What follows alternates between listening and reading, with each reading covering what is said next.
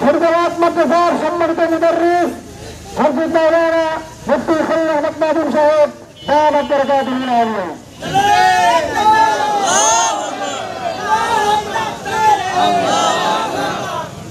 نحمده ونصلي ونسلم على رسوله الكريم أما بعد فأعوذ بالله من الشيطان الرجيم بسم الله الرحمن الرحيم فاضربوا فوق الأعناق واضربوا منهم كل بنان وقال تعالى أينما ثقفوا أخذوا وقتلوا تقتيلا قال رسول الله صلى الله عليه وسلم لو وددت أن أقتل في سبيل الله ثم أحيا ثم أقتل ثم أحيا ثم أقتل ثم أحيا ثم أقتل।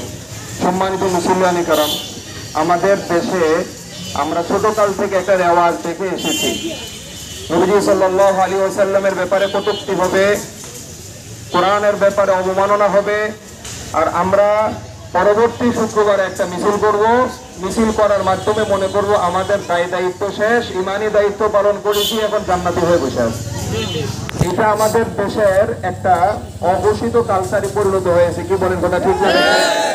আমি সুস্পষ্ট বলে দিতে চাই, দেশের কর্ণধার হিসাবে যারা এখন রয়েছেন বা ভবিষ্যতে আসতে চান, অর্থাৎ রাজনৈতিক শক্তি, বিএনপি হোক, জামাত হোক, চরমনাই হোক, আর যেই দল হোক না কেন, আমি স্পষ্ট বলতে চাই, আপনারা এই সমস্ত বিষয়গুলোতে সবাই এক মঞ্চে এক মতে একত্রিত হইতে হবে।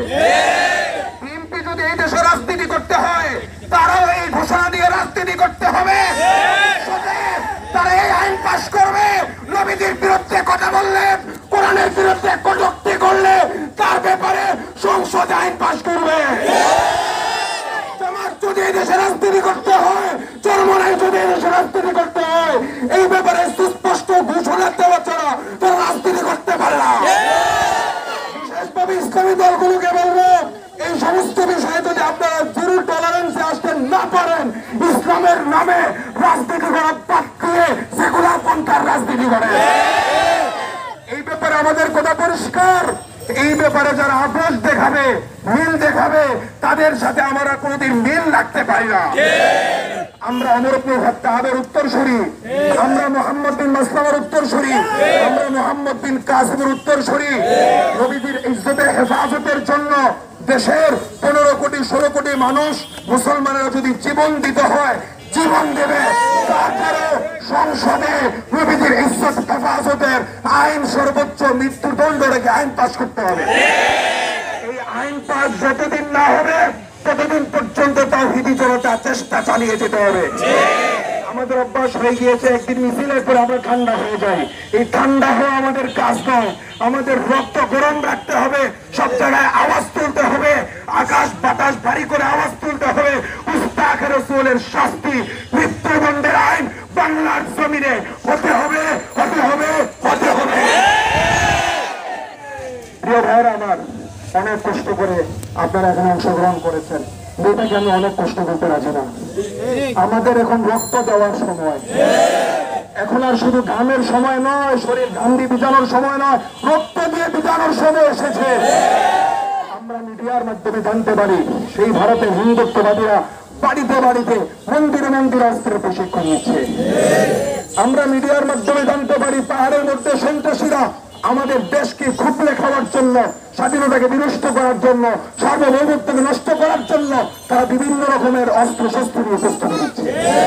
ইতিমধ্যে আপনারা দেখতে পেয়েছেন, সেখানে সেনাবাহিনী পর্যন্ত তাদেরকে দমন করতে ব্যর্থতার পরিচয় দিয়েছে। আমরা সোজা ভাষায় বলতে চাই, মুসলমান মানে মুজাহিদ, মুসলমান মানে নবীর সৈনিক, মুসলমান মানে আল্লাহ সৈনিক। সৈনিক হতে হলে অস্ত্রের প্রশিক্ষণ জরুরি। আমরা সরকারকে বলবো, দেশের মানুষকে অস্ত্রের প্রশিক্ষণ দিন। এই দেশের মানুষ যদি অস্ত্রের প্রশিক্ষণ প্রাপ্ত না হয়, যে কোনো সময় দেশের স্বাধীনতা ক্ষুণ্ণ হতে পারে, দেশের সার্বভৌমত্ব খর্ব হতে পারে। সেই দেশের পাশে 3 দিক থেকে ভারতের মতো দেশ থাকে, ওই দেশের নিরাপত্তা নষ্ট করার জন্য, সার্বভৌমত্ব নষ্ট করার জন্য তৃতীয় শক্তির দরকার হয় না। আমরা ইতিমধ্যে দেখতে পেয়েছি, আমাদের পার্বত্য চট্টগ্রাম নিয়ে ষড়যন্ত্র ধীরে ধীরে বাস্তবায়ন হতে শুরু করেছে, দৃশ্যমান হতে শুরু করেছে। কিন্তু আমরা সরকারকে এই ব্যাপারে 100% উদ্যোগ নিতে দেখিনি। বিগত সরকারকেও দেখিনি, বর্তমান সরকারকেও দেখিনি। আমরা দেখেছি টুপিদারিওয়ালা মানুষকে পাগড়িওয়ালা মানুষকে, টুপিদাড়িওয়ালা নামাজি মানুষকে তারা জঙ্গি তকমা দিয়ে গ্রেফতার করে নিয়ে গিয়েছে। সেই সমস্যাগুলো বিগত ব্রিটিশ সরকারের সময় যেমন ছিল এখনো কিন্তু আমরা বিভিন্ন সময় দেখতে পেয়েছি। আমরা সোজা ভাষায় বলতে চাই, একজনের গাড়ি টুপি থেকে বসে বসে জঙ্গি তালাশ করেন, আর ওই দিক দিয়ে পুরা চট্টগ্রাম যে দখল করে নিয়ে যাচ্ছে সেটার ব্যাপারে আপনাদের কি ভূমিকা? আপনারা দেখবেন মিডিয়া এই ব্যাপারে কোনো প্রচার নাই। কোথায় কোন কোনায় একজন বাড়িওয়ালা পাওয়া গেছে, একজন নামাজি বলছে, কি রে ও সারাদিন ঘরে থাকে কেন, তো নামাজ পড়ে কেন, এত তাসবিহ দেখে মনে হয় তার জঙ্গি করছে, এটা নিয়ে তার বিরুদ্ধে অ্যাকশন নেওয়া হয়। একজনের জন্য সারা মিডিয়া কাইপে উঠে মনে হয় যে দেশের মধ্যে আইসা বিশাল বড় ক্ষমতাধর শক্তিকে তারা পরাস্ত করে ফেলেছে। অথচ পার্বত্য চট্টগ্রামে যা হচ্ছে চোখের সামনে হচ্ছে, দিবালোকে হচ্ছে, মিডিয়ায় আসতেছে, সশস্ত্র প্রশিক্ষণ হচ্ছে, সব দেখতেছে। আমরা সরকারের কাছে জানতে চাই ওগুলোর ব্যাপারে আপনাদের কি পদক্ষেপ, ওগুলোর ব্যাপারে আপনাদের কি ভূমিকা? আমরা অত্যন্ত দুঃখের সাথে লক্ষ্য করছি আসলে প্রকৃতি ইমানদার যারা হয় না তারা অরিজিনালি দেশের বন্ধু হতে পারে না। সত্য কথা হলো, যখন নাকি দেশ বিপদে পড়ে এই টুপিকারীওয়ালারাই স্বার্থকে ভুলে গিয়ে সবার আগে রাজপথে নেমে আসে। যখন নাকি সর্বপ্রথম মেধানা কোটার আন্দোলন হয়েছে সেখানে আমাদের চাকরির তো কোনো প্রয়োজন নেই বা আমাদের চাকরির কোনো সুযোগও নাই।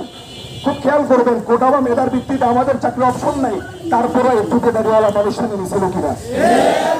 চাকরির জন্য নাকি দেশের জন্য? দেশের জন্য। প্রকৃতপক্ষে প্রেমিকেরা যারা ইসলাম প্রেমিক তারা দেশ প্রেমিক, যারা বেঈমান তারা দেশের শত্রু, তারা মুনাফিক। আল্লাহ পাক রব্বুল আলামিন আমাদেরকে ঈমানি শক্তিতে বলিয়ান হওয়ার তৌফিক দান করেন। আল্লাহুম্মা